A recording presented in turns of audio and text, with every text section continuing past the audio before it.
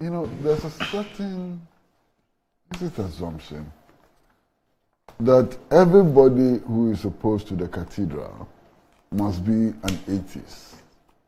Okay? Unfortunately, this is something that the priests and the politicians who are doing it know that it's unfair. Ultimately, it amounts to a lie, but they are still continuing. Alright, abusia memfa nasi amodru emfiri Mega TV aso yemfambra obibia oti Mega TV. Na best say na your first time abomodina abusia yesro for sabo subscribe button no so. Na hwe hu se wadawroma ode unsabe bo notification bell no update bia beton bia no abusia wo ye ne sa unsabe kan na we read ya kenkan bia ma ho timi ato.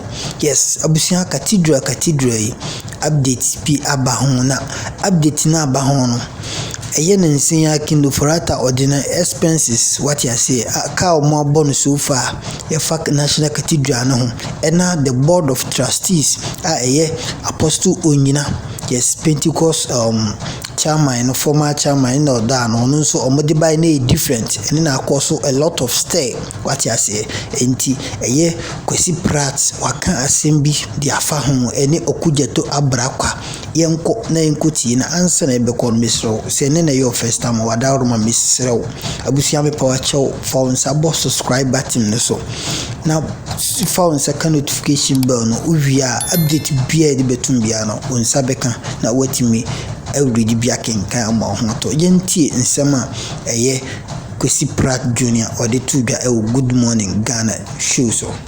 You know, there's a certain assumption that everybody who is opposed to the cathedral must be an atheist. Okay? Unfortunately,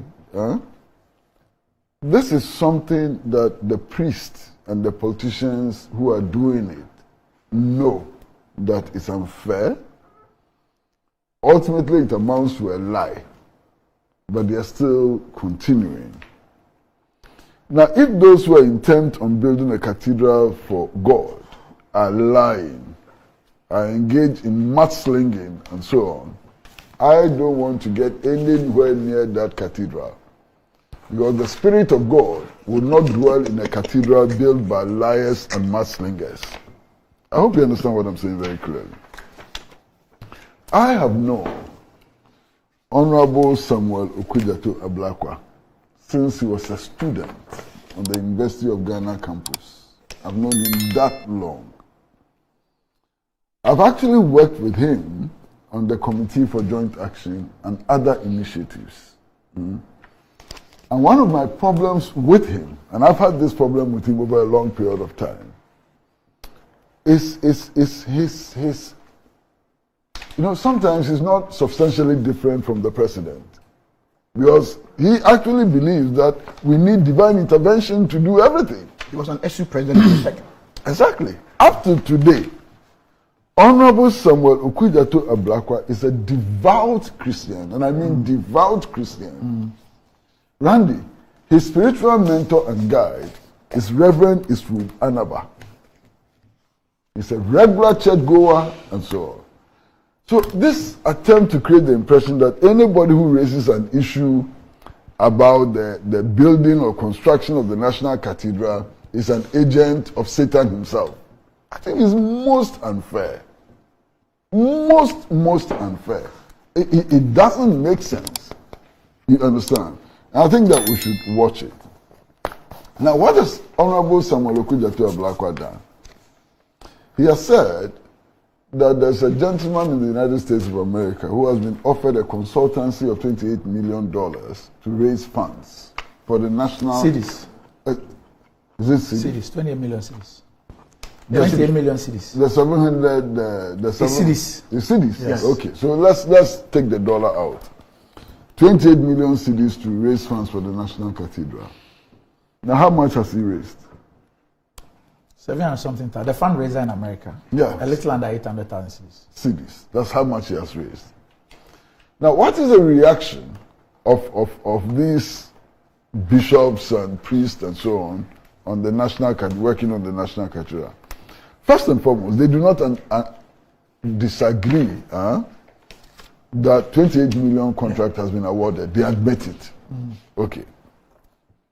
They do not challenge the fact that only 700,000 has been raised. They do not challenge that. Their first challenge is that the contract was not awarded to the person but to his company. That's their first challenge. I read their statement last night. The second challenge is that the 28 million was not just for fundraising, but was for other things. Like, they want to build this museum, and they say that this guy and his company are... So this is exactly what they said. Yeah. That's point 2 of the statement. There is no contract for Kari Samis, but rather the Nehemiah Group, of which Kari Samis, the founding president of the Museum of the Bible in Washington, D.C., and one of the world's leading experts on religious theme parks, is the CEO. And this contract is for a set of consultancy services, the most important being the coordination of work on the National Cathedral's Bible Museum of Africa and the Biblical Gardens of Africa. As we have indicated, the integration of the Bible Museum, the largest in the world when completed, on the Biblical Gardens are aimed at transforming Ghana into a hub for international pilgrimage and tourism. And they say that the work of the National Cathedral's Bible Museum and Biblical Gardens involves some of the leading global firms, who between them have worked on some of the major museums in the world. They include Cubic something PRD, Cortina Productions, JUC. The payments to the Nehemiah Group, therefore, is not to Kari Samis to organize a fundraiser, but to these world-class firms for their work on the Bible Museum and Biblical Gardens. So confirms everything that I was saying. But you see, Randy, I am implacably opposed to the building of the National Cathedral. One, as a matter of principle, no secular state must build a cathedral. No secular state. Because it undermines the secularity which is enshrined in the 1992 Constitution. That's one of my arguments. Now, my second argument simply is that given the crisis that this economy is going through and so on, it does not make sense at all to be spending these huge amounts on the construction of a cathedral when indeed the scriptures themselves speak out loudly against such extravagance in the name of God. And I can give you the references, the scriptural references and so on, and all of us know the scriptural references.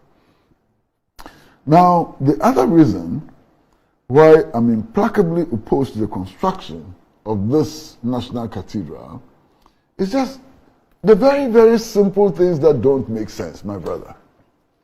You want to build a National Cathedral in Accra or in Ghana, and the site you choose is the site where we have only recently built ultra-modern buildings. How sensible is that? You can't get any site anywhere in Accra, any site anywhere in Ghana to build your National Cathedral, except the site on which we have only recently built ultra-modern buildings. I mean, unbelievable. As we speak, one of the companies whose building has been demolished is in court. And I understand they're asking for something like 120 million cedis in compensation. So it simply doesn't make sense. Who says that if you want to do things for God, you don't have to think?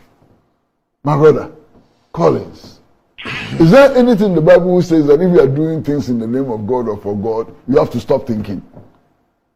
There's nothing like that. And that is the basis of my objection to the building of the National Cathedral.